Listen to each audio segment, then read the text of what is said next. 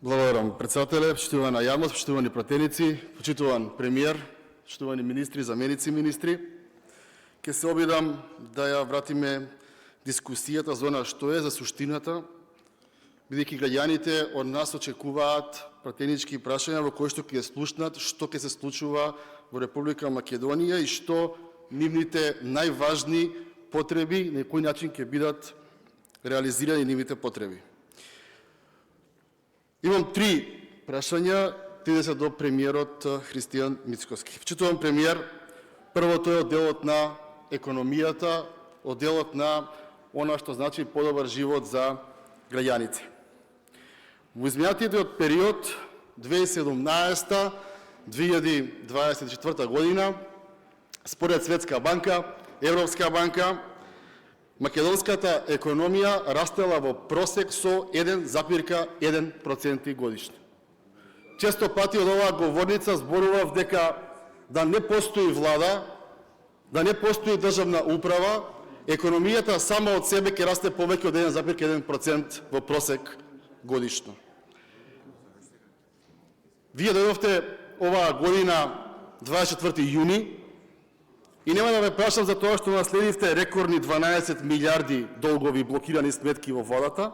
Она кое што ме интересира е она кое што беше објавено, она кое што е добро и позитивно, а тоа е дека конечно БДП-то во Македонија не е 1%, како 7 години, секоја година по 1%, за само неколку месеци имаме 3% раст, што навистина представува еден од најголемите растови. Допутано тоа имаме најава и се објавени дека имаме 8 нови инвестиции во рамки на македонската економија, се ветуваат поголеми плати, се реализираат поголеми пензии, но остана на оние кои што ги нема во салава, македонската опозиција ве обвинуваат дека економијата оди од лошо кон полошо. Сега сме на неколку денови пред новата година и мислам дека е добро да граѓаните слушнат и тоа ми е прашањето кои се клучните економски перспективи за следната 2025 година. Второто прашање, почитуван премиер, е поврзано со инфраструктурата и со проектите кои што значат инфраструктурно поврзување и развој на економијата, бидејќи поврзувањето е моторот на економијата.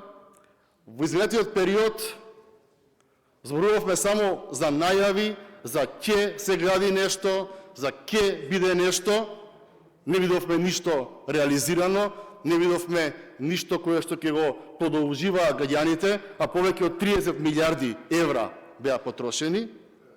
Затоа прашањето ми е што во следната година ќе биде готово, што ќе биде реализирано во поглед на инфраструктура, во поглед на енергетика и дали имаме некој нов проект, можеби следнава 2025 година, кој што ќе започне да се гради и тоа ќе биде во интерес на граѓаните на Република Македонија. Третото прашање е практично она кое што исто така покрај економијата, покрај подобриот живот, граѓаните ги интересира, тоа е право, правда и расчистување со криминалот и корупцијата во Република Македонија. Почитуван премиер, имавме многу јавно обелоденети сознанија и документи во изминатиот период за криминал во рек Битола и некако во изминатиот период покрај овој епски криминал со лотарија на Македонија, разбивање на туристички келии и други девијантни појави кои се случувале во македонското општество, а никој не ги пресекол.